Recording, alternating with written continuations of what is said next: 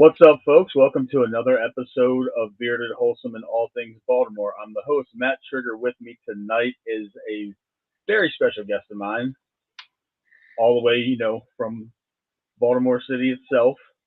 Got the entrepreneur and comedian, Poppy the Bear. What's going on, Poppy? How you doing, brother? Oh man, I can't call it, brother. I appreciate you. Thanks for having me, big dog. Hey, thanks for coming on the show, man. You're my first comedian that I've ever interviewed. I've been doing this show for 4 seasons now, so that's just under 100 episodes, pretty much 25 a season. But you are the first on stage comedian that I've had the opportunity to interview, and I appreciate you giving me a little bit of time on your busy schedule. So how's everything going, man? Oh man, it's going great, man. I appreciate you having me, brother. I can't complain. It's a new year, new things coming. Yeah, I'm been looking forward to this all day. I've been doing my research and I've been looking at a lot of your business ventures that you got going on, as well Absolutely. as your comedy shows. Before we get into the comedy, I see that you have an apparel line out to go along with your brand. How's that been going for you? It's been going pretty good, man. We actually are getting ready to relaunch here at the end of February. I got a few things going on. First of all, my cologne is coming out February 13th, and that's called Rocket. It's for the fellas, you know what I mean? It's something crispy, something nice and sexy. The ladies gonna love it. It's definitely a panty dropper, you know what I mean? So I'll make sure you get some of that. The wife ain't gonna let you leave the house with that on by yourself. You're gonna have to have that demonstration on Hey, with it. You feel me? So yeah, man. So we got the cologne coming February 13th. That's called Rocket. Uh, that's great. I wanted to ask you. I'm sorry, I didn't mean to cut you off. no problem. You could. I just wanted to ask though about the cologne because I had no idea that you were dropping the cologne.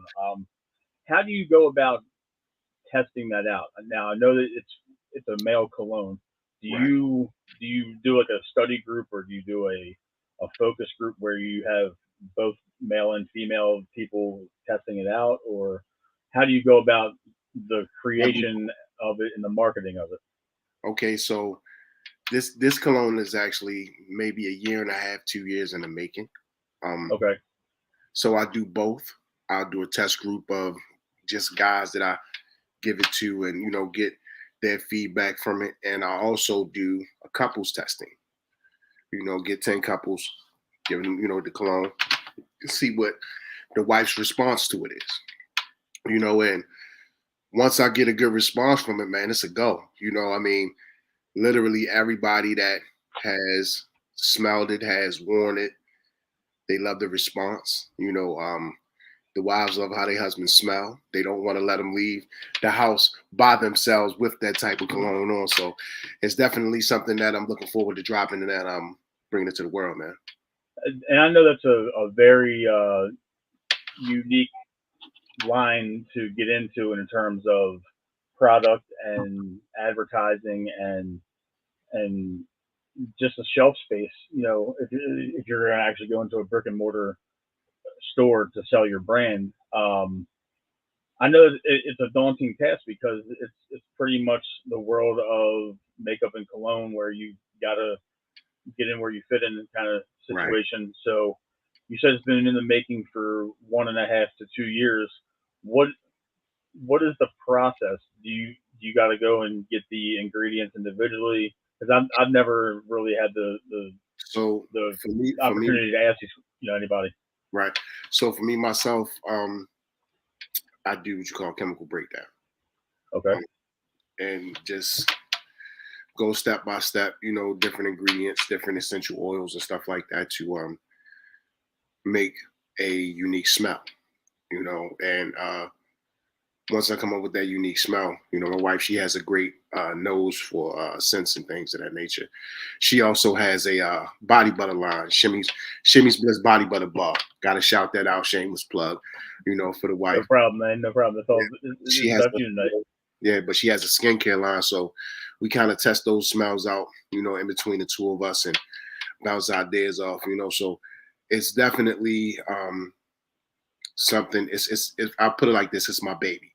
My youngest daughter, she called me the smell good king, because I've always prided myself on, like, I hate the smell. I don't I hate smelling bad. I mean, I have a very physical I job. don't think anybody does. Right, so I have Smell a bad. phobia about smelling bad, man. So smell goods and things like that have always been something that I loved, and I always wanted something to have and call my own scent. That nobody can really say, oh, everybody got that.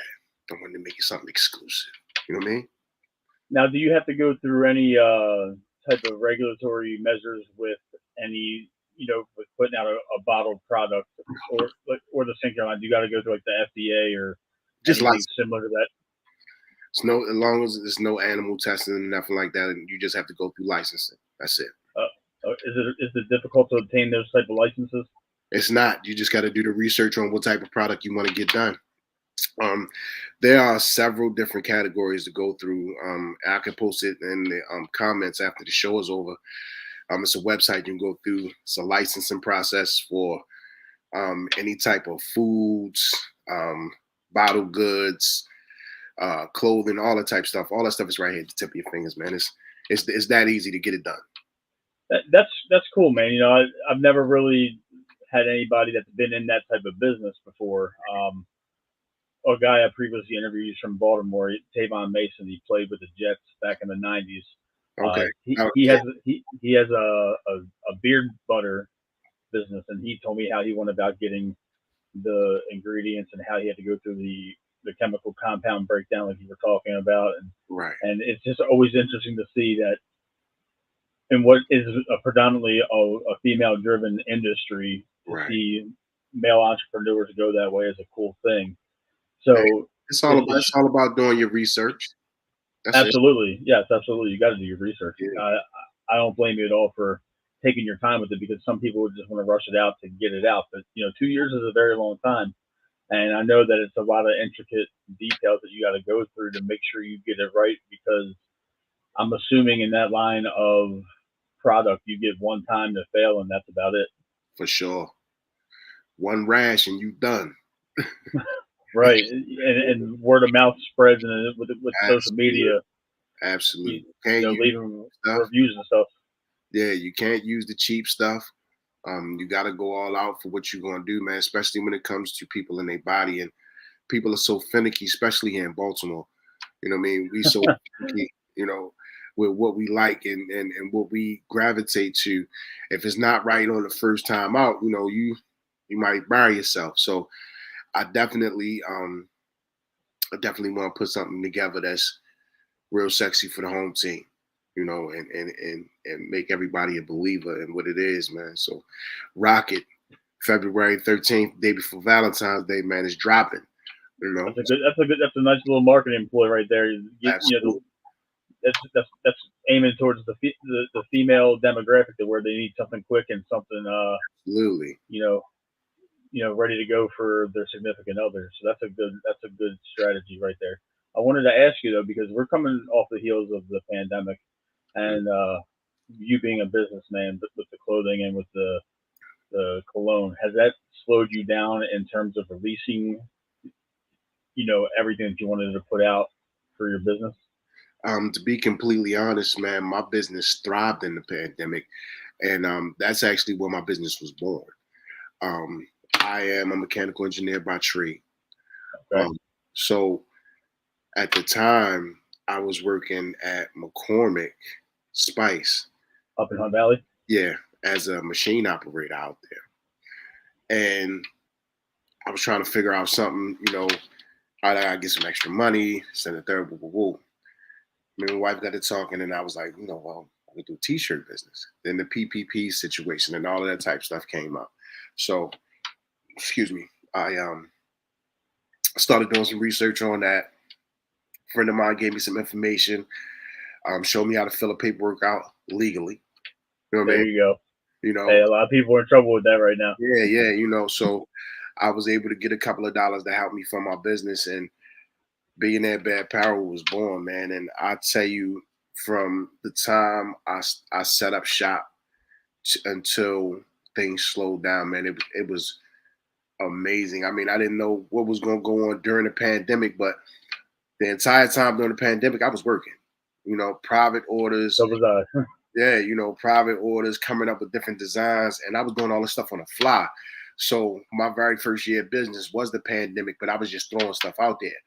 And I said once I got all of my orders and stuff like that out and got everybody, familiar with the brand, I wanted to slow down, and step back and really put it together like it's supposed to be.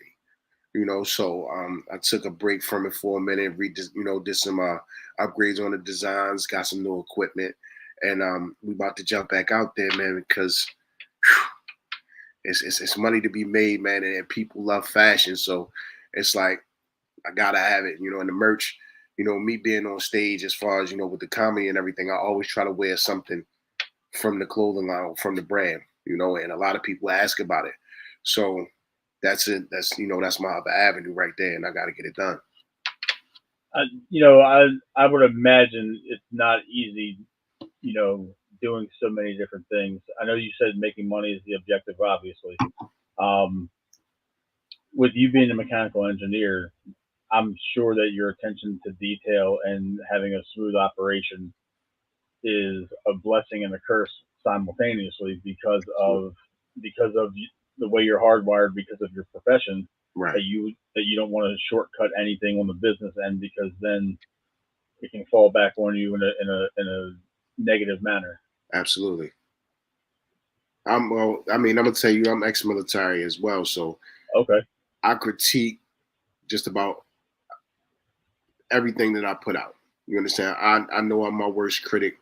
Sometimes I may hold things back just because I don't feel like it's right or feel like it needs to be redone.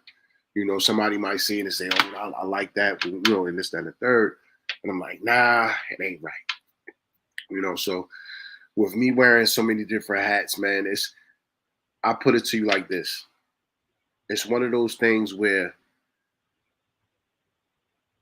10 or 15 years ago, I wasn't the same guy I am today, and I wasn't wise enough, or should I say, I wasn't focused enough to have the mindset I have today. Um, my mindset now is I want to get it all done before I leave here because 2017, just before I started comedy, um, I had a near death experience. I had a brain Wow. surgery. Um, I had to have an emergency surgery, get tumor removed from my head, and with that, doctors told me I wasn't going to walk, talk, be the same man, that I was. And not only that, I was getting married. So I was supposed to be getting married. For the second time around that time. The emergency surgery happened on the 17th of September. I got married on the 15th, and my wife, we did it that way because she said she wanted to be my wife before anything happened, just in case she wanted to have my last name. And I'm forever grateful for that. But they told me I wasn't going to be the same man when I got up, man, and the God that I served told me something different. And once I was able to start moving around and getting to it, man, I had to get up and I had to keep it moving. And my mom, she invited me and my wife out to a comedy show. And we went, and one of my cousins was performing there. A guy by the name of Uncle Black. Shout out to Uncle Black. Um, and he was like, "Cuz you should try this." Like, I thought about it before, you know. And I have another homeboy, a guy by the name Comedian Lucky. He and I always played around with the idea of me doing comedy. So it was definitely something that I thought about, and I did a couple of talent shows in high school. It was always in me. It was always in me pretty much, and the rest is history from there, man. I met Howard G. Shout out to Howard G. Me and him, my cousin linked me up with him, and he got me on a show with what's his name, Kevin Anthony. I apologize. Got me on a show with Kevin Anthony, man, and first time out the gate, standing ovation, man, and it was like a drug, bro. I can imagine. It was like a drug, man. I was locked in from there, man. And since then, I did nothing but try to hone my craft and find different ways to really make this business grow, because that's exactly what it is. It's a business, and a lot of folks don't understand that it's not always about just the funny. You got to be business savvy as well. The days of the starving artists are over. You know, this is a business, and I try to be as funny as I can at all times, because if you ain't funny, you ain't gonna make no money. You know what I mean? Yeah, especially with being a comedian, I I've always wondered because I've gone to a couple comedy shows. I've been to quite a few over the years. I've seen Burt Kreischer, I've seen Pauly Shore, Jim Norton. Most of the guys that came through Baltimore. Burt was on a tour last year. I went with my wife and her cousin and his wife, Mm. and I just see that when you reach a certain point, it's really just reciting the same material over and over. But when you're in the stage that you are now, and then where you were in the beginning, you got to constantly evolve. Is there a lot of pressure in the mindset that you have to keep things fresh so you don't get stale and not be considered funny anymore? There's absolutely pressure there, but the pressure comes from yourself more so. I mean, funny is funny. You can't Right. teach it. You can't teach it. You can learn it, but at the same time, you either got it or you don't. You know, um, you can learn to write a joke or structure a joke. You can learn how to have stage presence. You can learn comedic timing. Things, and it's almost like writing a song. Um, I did music before. I used to do music when I was younger, so that helped me with my joke cadence and how I write my jokes. Like I write my jokes like I write my music. So that all fell in line for me. Per se, I can't tell you how another man writes, but that's how I. Absolutely. I record my voice to hear how it sounds, how the joke sounds, maybe I need to tweak this word. Excuse me. Maybe I need to tweak this word. Maybe I need to take this out. Maybe I need to draw this out, add this sound here. It's almost like you making a beat. And it's a whole production. So when it comes to me writing my jokes, and I'll add a little bit here and there, or if I'm on stage and something feels more funny to me than what I wrote, I'll add that in. But I'm also recording that as well. I record every set that I do. So when I record that, I'll go back and listen to it. Okay, I can change this joke up a little bit and maybe add another 3-4 minutes, maybe 2 minutes here and there, which actually helps me draw out my set.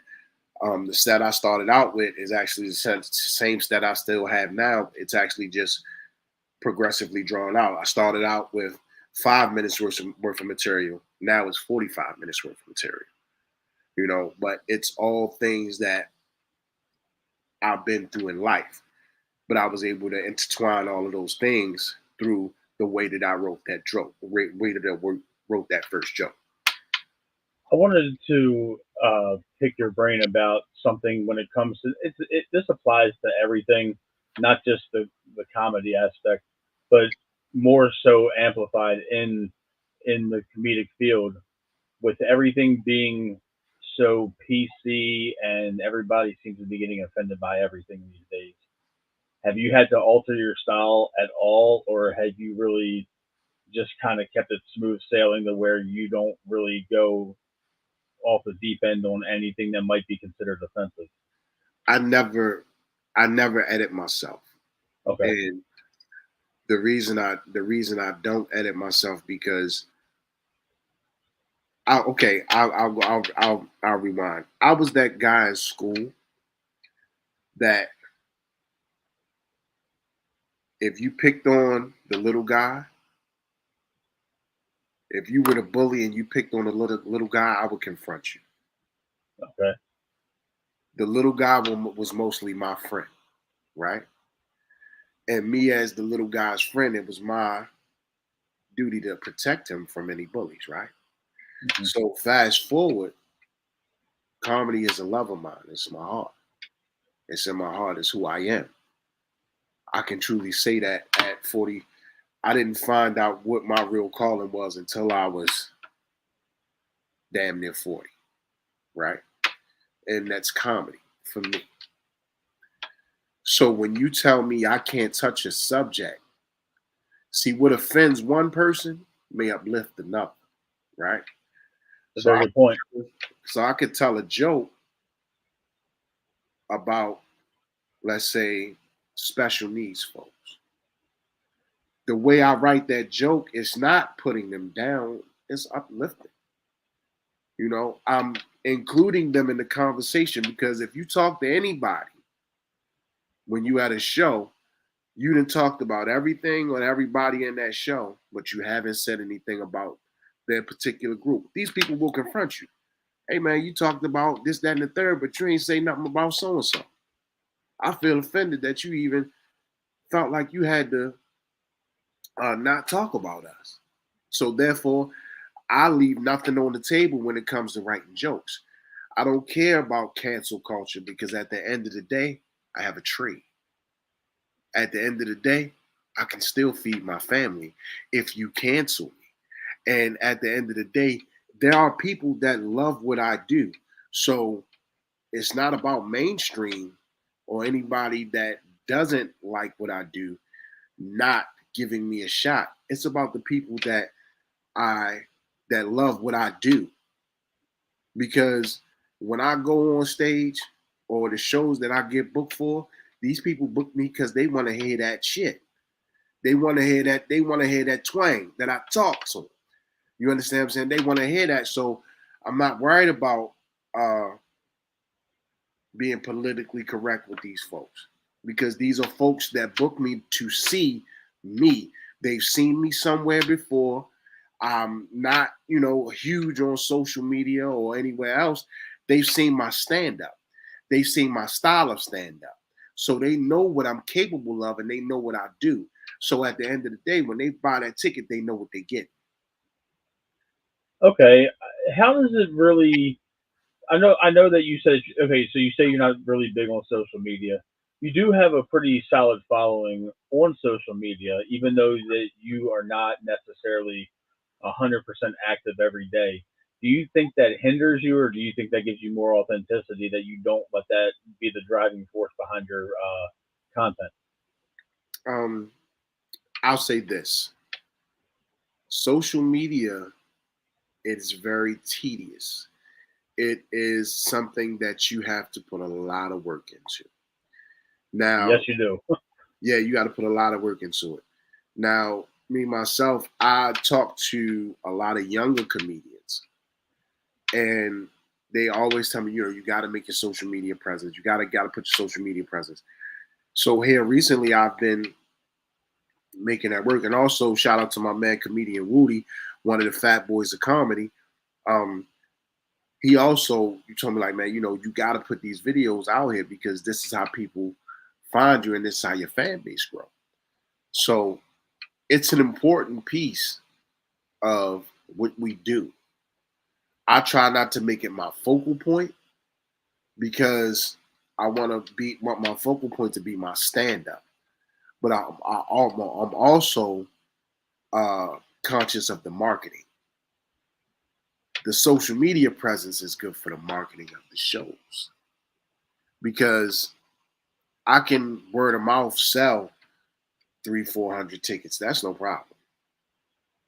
But being at a state where you can sell thousands of tickets In a post. and being home, that's crazy. So that makes sense to me. So I've been beefing up my social media presence. What I try to do is when I get free time is make a ton of videos and just schedule them to drop. That's a very smart idea right there. I'll just make a ton of material and just schedule them to drop on my social media, so I don't even have to worry about it being done because I'm so busy doing other things. When I get that free time to make the videos, I'll make a bundle of them and just let them drop, all at different times. So that's my workaround when it comes to that.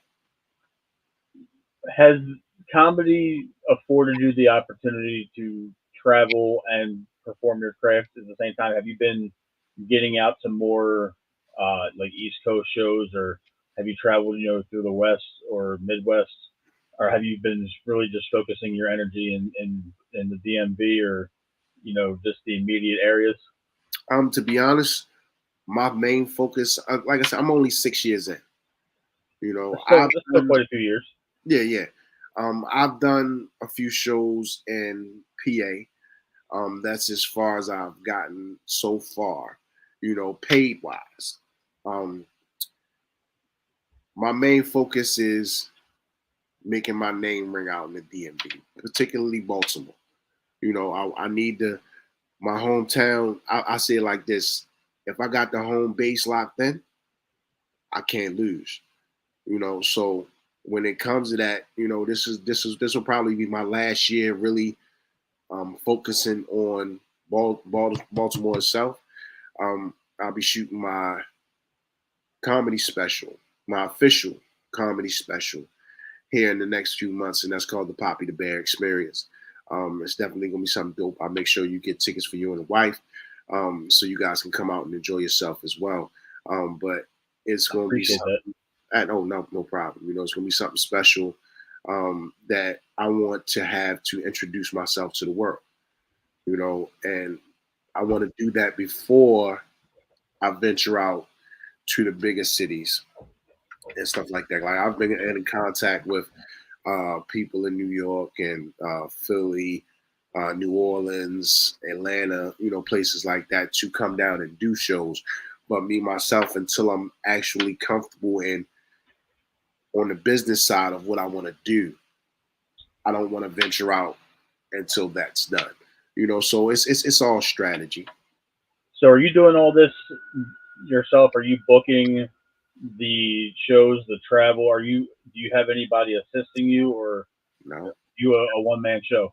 Yeah, I pretty much do everything myself. My wife helps me with a lot when it comes to taking care of business and stuff like that. That's my life partner, my heart.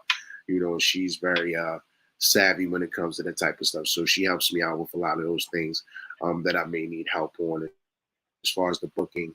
It's either word of mouth or me contacting different promoters. I like to build a relationship with different promoters, and instead of it just being me being on the show, instead of me just you just saying, "Hey, I want to pay you to be here." I'd rather be a business partner in the show instead of just being a comedian on your show. I'm not going to ask you specifics in terms of numbers, but how do you get a gauge on your value to the venues when you're booking these shows? Because unless you're literally just cutting your teeth, obviously it's going to be next to nothing. But is there a metric that is in the industry, or do you just have a price point that you need to be met, and then if they don't meet it, you don't go? Well, I I've heard about different uh, people charge what they want to charge. For me, my metric is this. You know, um, I make decent money. You know, Okay. I make decent money. So if you can't trump what a day's work is for me at my full time job, there's no reason for me to be there. I know that I can rock a crowd, and this is not me being cocky, but I just know my skill set. I know that I can pretty much rock a crowd wherever I go. Some may laugh more, some may laugh less, but I'm gonna get some laughs for sure. I'm gonna relate to at least half of that room. You understand? So if not the entire room. So with that being said, if you're not meeting that criteria of a day's work, um, there's no reason for me to show up. And sometimes that's situational, when it comes to different people, and if it's somebody that it's the first time us doing business, we then you already know how that go. First time us doing business, we got to cut the pie the right way. If it's somebody that I've done business with before and I know that they do good business, maybe we can work something out. But outside of that, business is business, and that's how I keep it. You know, I don't want people to think, hey, it's all about the money, but at the end of the day, it's about that dollar. You know, Absolutely, absolutely. You got to make your money, and you're not gonna work for free essentially. Um, I've been noticing. I follow a lot of comedians on social media. And that's one of my things, and a lot of the things that seem to be popping up now on social media for comedians is the minute, 2 minute reels of their stand-ups, or even sometimes 30 seconds, where right? they highlight some of the funnier things. And I see a lot of comedians are going in the way of crowd work, where they literally engage with the crowd and they just wait for somebody to say something ridiculous, and then they essentially roast them mid-show. Do you, do you see that being a saturated type of approach, or is it really just a night-to-night basis where sometimes you might do it and sometimes you don't? I mean, sometimes it's more about the spontaneity of what it is, right? So for me, I'm not a guy that likes to dig on a crowd. It's nothing like that. It might if something funny happens, of course we're gonna address it. We're gonna address the elephant in the room. But that's not something that I look for when it comes to my crowd work. I'll talk to folks and ask different questions and bounce things off of them to make it funny. But I'll ring it out for what I can, and then I'll go back to my uh, my routine. I pretty much well, a friend of mine called me a robot one time because he told me I never veer off from my material, which I don't. I rarely do. Like somebody can say something, I can hear it, but I stay on task with my material because I'm so focused on the way my timing is, the way my mannerisms. I've had because I've practiced this so many different times that I got this. Okay, this is how I wanted to go. This is how I want to move. This is how I want to boom, boom, boom. This is how it's going to go, and I let nothing take me off track from that. But there's some nights where I'm loose, and the material is feeling so good to me, whereas though I'm feeling like, okay, I know everything I got to say tonight, but it's gonna be something nice. Something gonna happen here tonight that's gonna make this a magical night. That sounds like a little bit of military bleeding through Yeah, into the absolutely, comedy, the stay on task type of ordeal. And absolutely, with your military background and your professional background, you get flying by the seat of your pants and just going with it isn't necessarily favorable. So, absolutely, absolutely. I can understand your friend saying that you might be like a robot, but if you have a punchline you want to get to or a story you want to get to, you got to get to it by any means necessary, Right, right, and you got to kind of zone it out while still engaging with the audience. absolutely, absolutely. Is, being as though you said you have 6 years in, Yes. is there a comedian that you would who is your dream comedian that you would like to do a show with? I'm not necessarily saying tour with, but who is like the one comedian to where you would like to open up for or go on the same show as? Who's like your dream comedian? My dream comedian that I would like to go on tour with. Um, I like a lot of underground cats. Um, One particular guy out of Chicago, Ray Grady. Okay, Um, Even before I was in comedy, I watched this guy and he is freaking hilarious. So yeah, man, that's somebody I would like to open up for. Um, some of the cats here, well, I've opened up for Stacey Carver. I've opened up for Larry Lancaster. Um, some DMV guys like Joe Clare, um, Tony Woods, you know, cats like that, that I've watched just growing up, period. Just being a fan of comedy, so those are some of the guys. But top of my list right now, it would be uh, like a Ray Grady, somebody like that. Like a lot of the mainstream comedians, they're super funny to me, but I like the come up. I like to see. I watched all of the mainstream comedians now. As a kid, I watched them blow up. You know, and me being actually in the business, seeing what it is to be a comedian, to what it is to have the chops to be a great comedian, and working towards being a great comedian. That is, it's different, So seeing these guys and following their paths of the guys like I'm coming up, even though it's something I can reach out and touch now. So it's not like I'm just watching it on TV. I can literally say, hey, any given day I can be in a room with this guy and shake his hand, put my hand on his shoulder. So it's one of those things where, okay, this guy's style suits the type of comedy that I do. I think that if I was on a show with this guy, that show would be something crazy.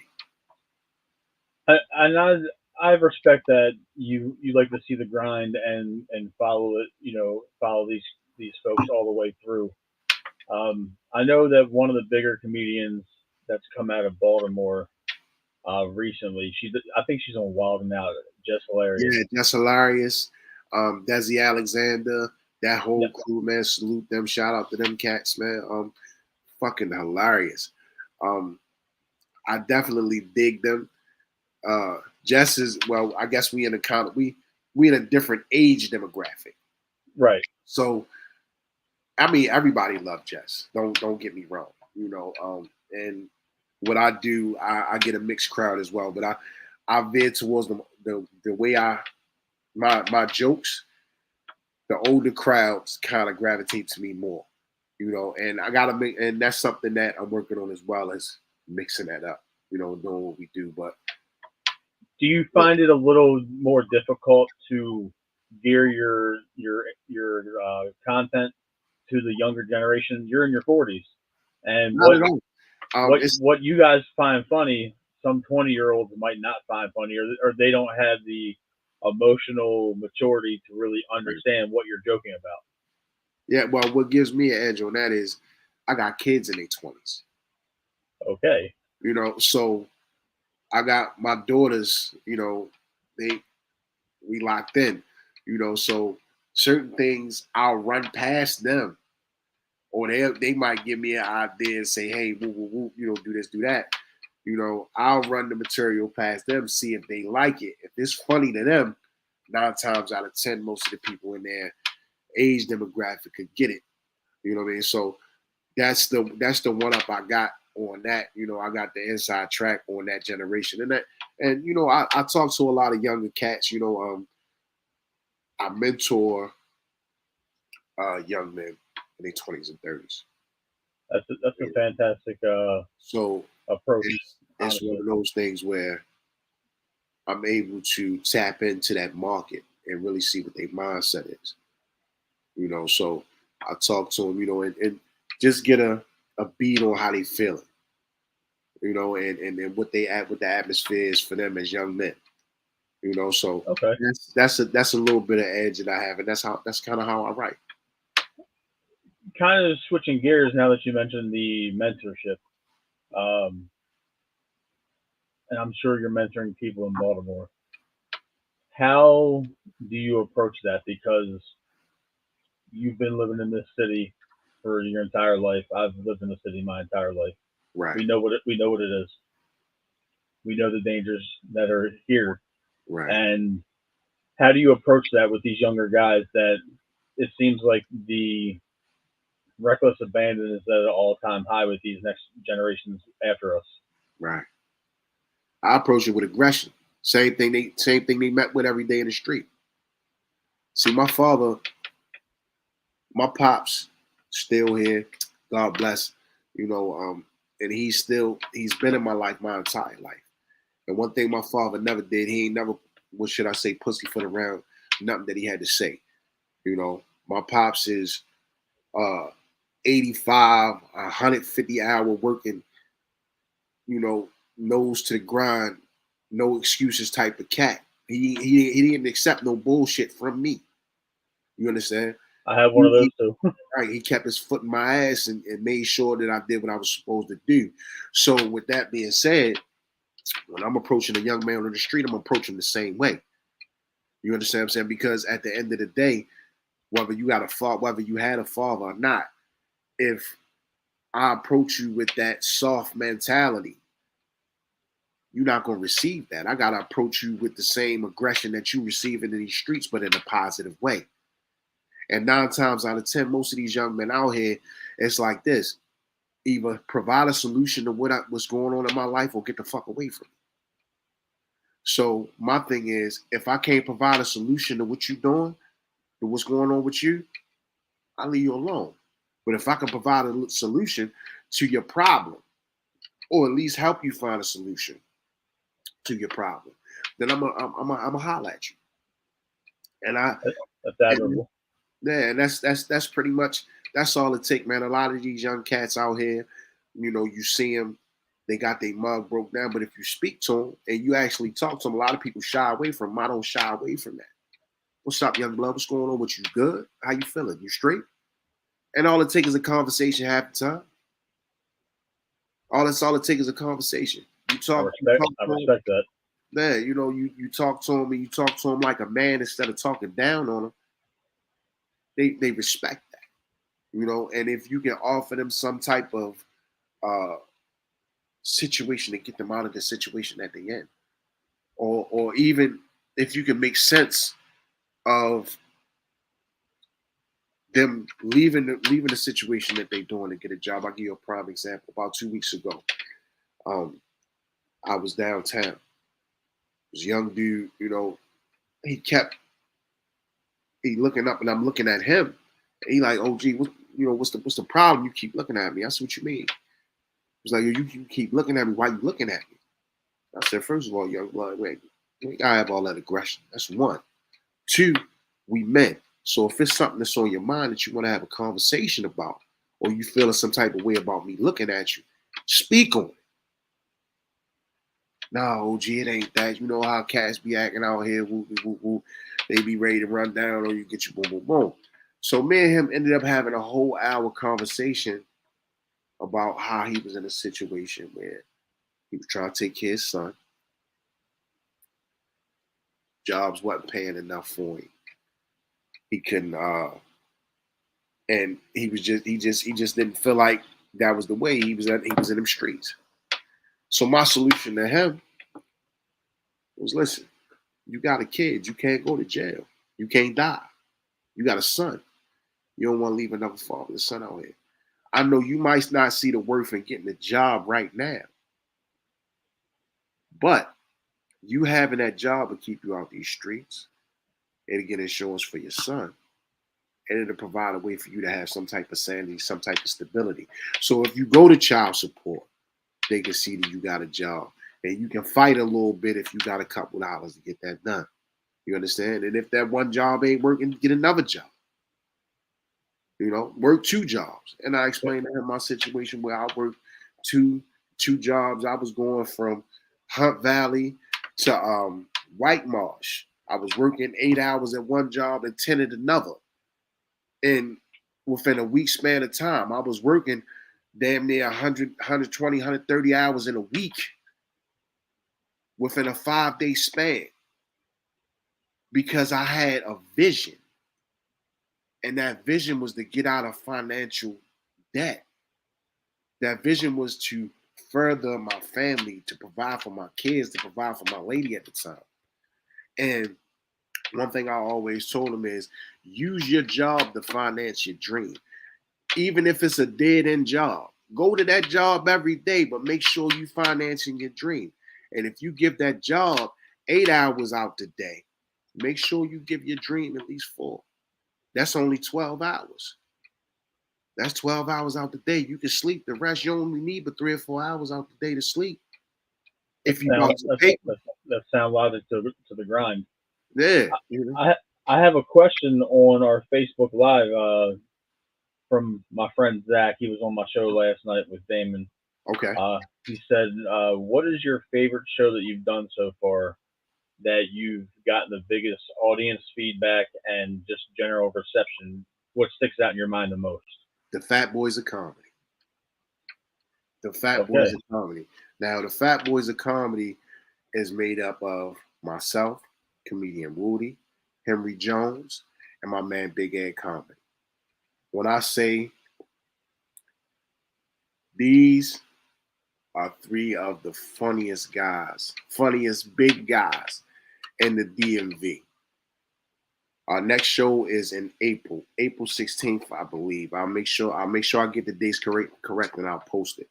But the Fat Boys of Comedy, man, y'all check us out. Comedian Woody, Henry Jones. Henry Jones does the Hamburg Street, um, the tailgate, Hamburg Street Takeover. Big Ed Comedy. Make sure y'all looking out for us, man. I'm telling you, it's a powerhouse, man. We rock the house, man. I think we put 475 people in Magoobies, somewhere around there. Wow. And man, it was amazing. It was a magical night. Everything went exactly how it was planned, man. I'm talking about a phenomenal night. Everybody's set was on point. When I say Henry Jones, if you don't know who Henry Jones is, check my man Henry Jones out. That's one of my OGs in comedy. Check him out, man. He's a great comedian and he's also a great host.